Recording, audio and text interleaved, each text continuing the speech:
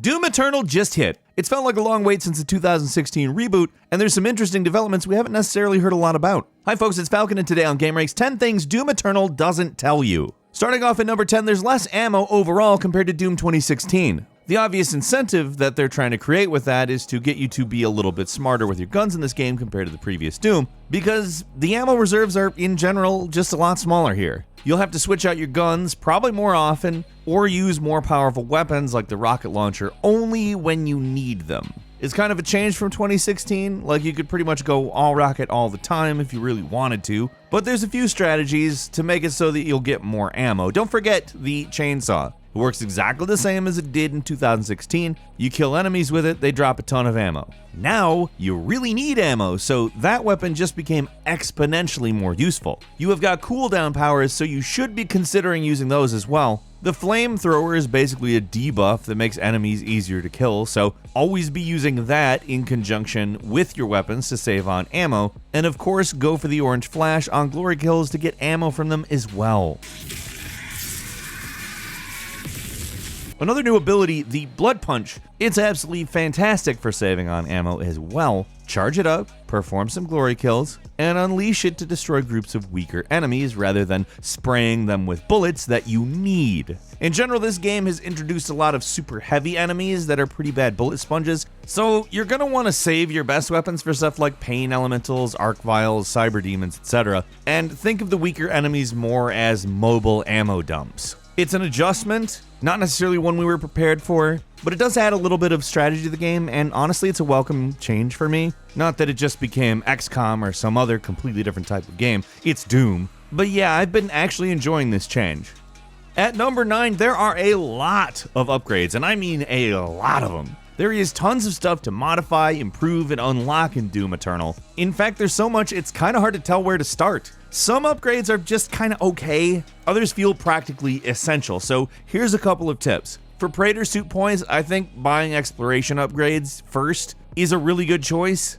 Because secrets don't always hide useful stuff, but it's a Doom game, so they're fun to go for, and sometimes you find something that is just really good. You should also be sure to go for getting the secondary abilities for all your weapons before you upgrade them. Some of those abilities might not sound that interesting at first, but they often have some kind of special effect that can make them incredibly useful against specific enemies. So, be patient about it. Regarding runes, the Chrono Strike is handy and just incredibly cool. It lets you slow down time when you activate your secondary weapon mods, but it only activates when you're mid-air, so if you want to pull off some crazy trick shots, this is basically the rune you need. Dazed and Confused is also extremely useful, especially later on. It makes it so that enemies remain staggered for longer, which doesn't sound terribly useful, but when you're in big arenas and you're trying to prioritize targets, having enemies remain stunned for longer is a noticeable help. I promise you this. Saving throw is also super handy, especially if you're struggling with the game early on. Equipment Fiend makes it so your equipment recharges faster when you use it, which, considering the ammo point we just made, think about that. Definitely a valuable way to save ammo. Punch and Reeve makes it so the Blood Punch makes enemies drop health, which, hey, that is a really handy skill if you're smart and making use of the Blood Punch. And you absolutely should be doing that. Don't take that Blood Punch for granted. Do not. There's really a lot of good options here, and you'll get more than you can equip. So for me, I think it's smart to just start out with Chrono Strike and Saving Throw while you're getting the hang of things, and then switching out one or both of those for Punch and Reeve or Equipment Fiend, and really work on nailing it with those.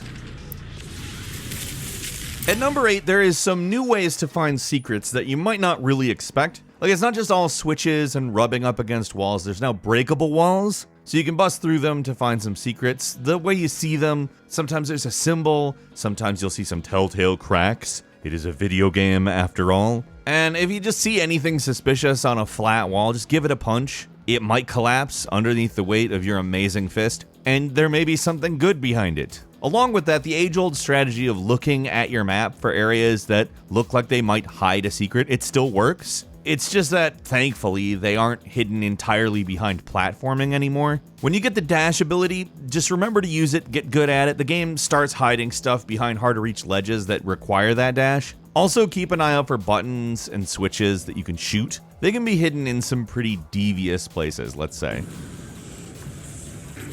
At number 7, enemies now have really specific weaknesses. Outside of being able to destroy specific parts of enemies, like the rocket launchers on a Revenant or the turret on an Arachnotron, certain enemies are vulnerable to specific attacks. There's actually a tutorial in the first level that shows you how this applies to a Cacodemon, but there's a lot more weaknesses that you'll have to find for yourself. Also, a little coda on this point, check your enemy's codex entry after killing one for the first time. They always list particular weaknesses right there, and if you didn't find it during the fight with them, now you know.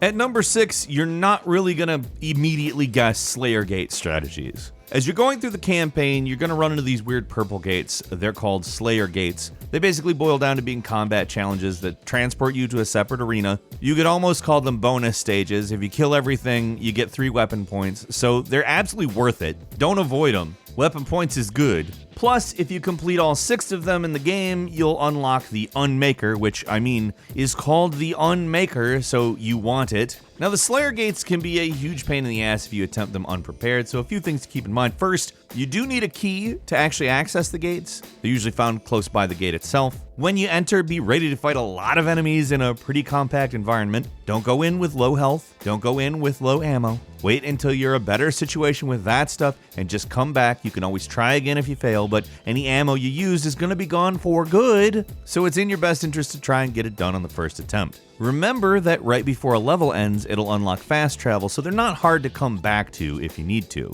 That fast travel goes away if you finish a level though, so if you want to come back later to complete these Slayer Gates, you're going to have to do the whole level again, and I don't know if you want to do that or not. They're designed to be finished when you find them, so you should try to finish them the first go through of a stage, if only to save yourself some time later, but you know I am also not your parent and I can't tell you what to do with your time. At number 5, Doom Eternal has extra lives. Yes, there are lives in a Doom game. Not even the original Doom was this old school. The cool thing about lives in here is that you can collect them as much as you want. Any lives you get carry through the whole campaign, so if you want them, you can do the exact same thing you do in Donkey Kong Country when you get stuck on a minecart level. Go back to old levels and farm for lives. You cannot do it by collecting bananas in Doom Eternal, but it's still similar to Donkey Kong Country in some ways. This is the only time I can compare Doom Eternal to Donkey Kong Country, so you're gonna let me. No complaints. Not allowed. So if you're struggling, but you don't want to lower the difficulty, that is a viable option. Go back, farm. It's fine. They're especially handy if you want to complete those Slayer Gates that I previously mentioned too, which can be pretty darn tough. At number 4, you can cheat. Yep. In keeping in its retro throwback sensibilities, Doom Eternal has cheats. And yes, IDKFA and IDDQD are here and accounted for. Unfortunately, you're not going to be able to use all the cheat codes right from the start. You're going to have to find them hidden throughout the campaign as these little floppy disks. Once you unlock them, you're free to use them in any level you've already beaten. And unlike in most other games, cheat codes do not disable progression. So if you've got secrets and optional encounters you want to finish on a level you've beaten already, oh ho ho, you can use those cheats as much as you want. Most are pretty standard, of course, stuff like infinite ammo, a fully upgraded suit, but there are a few goofy ones as well. Why wouldn't there be? One is Famine Mode, where enemies don't drop any health or ammo pickups after death, and there's also Party Mode, where enemies burst into confetti upon death. Best cheat of all is QuakeCon Mode, where you get an entire audience to cheer as you play. I don't know, maybe actually infinite ammo or fully upgraded suit is better than that. I don't necessarily need your praise, fake audience. At number 3, getting around the Bethesda.net login is a thing you can do. If you, like probably a lot of people, don't have a Bethesda.net account, you're probably going to be pretty annoyed when you first boot up Doom Eternal and you see this pop-up that's like, hey, you got to sign in with your account name and password. And I don't want to deal with that. Now, just to quickly clarify, I personally do have a Bethesda.net account. That's not cool. I'm not pretending to be cool. I'm just trying to help you here, the actual cool people. Because it might seem like you have to sign in order to actually get to the game. There doesn't seem to be a way to skip past it, but it's actually not that hard to avoid. If you don't want to deal with Bethesda.net, just start the game in offline mode. On console, it's pretty easy to do, but on Steam, you're forced to be online when you first start the game. So in that case, just start the game online, immediately quit out, then switch to offline mode, and it'll let you start the game normally. Of course, you can just sign up for a Bethesda.net account, but at least this way, if you want to just get right into the game, you can without having annoying hoops to jump through. Of course, if you want to play online multiplayer, you need that account. Don't think you can avoid it and actually do that. You can't, but at least you don't have to make one right now in order to just play the game. At number 2, the disappearing platform bug. Doom Eternal runs great normally, but there is one annoying bug that might leave you completely lost if you do not know about it: the disappearing platform bug. Normally there's these platforms, right?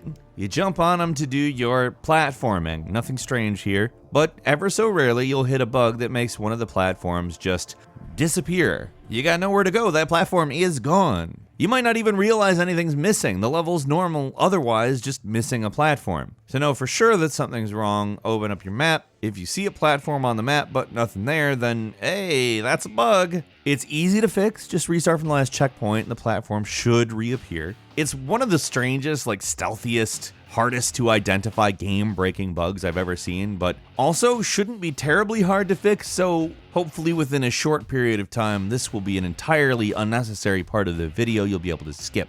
Right on to our final point. Number 1, you can farm weapon masteries. If you want absolutely the most powerful guns in Doom Eternal, you're gonna need to complete some weapon masteries. These challenges appear after fully upgrading your weapon mods, and completing these challenges unlocks one final upgrade to the mod, and it's usually incredibly good.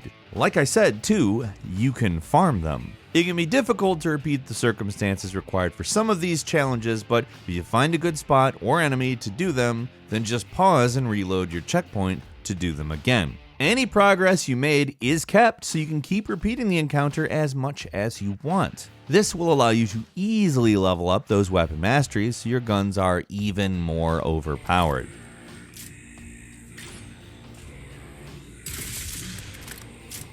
It's not something you have to do, but just knowing you can do it is a relief. Because like I said, some of the requirements in these weapons are kind of a pain, so if you see an upgrade you really like, just get it instead of hoping that eventually you'll get it maybe. You only live once, man. YOLO.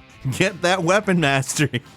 Now seriously, this game hasn't been out a long time. We've obviously been able to play it here, and what we've played is tremendously enjoyable, at least in my opinion. So if Doom Eternal is on the docket, get ready. It's a banger. That's all we've got for today. I think this is some fairly useful information though. If you'd agree or have something you'd like to contribute, leave us a comment. Let us know what you're thinking. And if you like this video, please click like. If you're not subscribed, now's a great time to do so. We upload brand new videos every day of the week, and the best way to see them first is, of course, a subscription. So click subscribe and do not forget to enable notifications. As always, we thank you very much for watching this video. I'm Falcon. You can follow me on Twitter @FalconTheHero, and we'll see you next time right here on gameranx.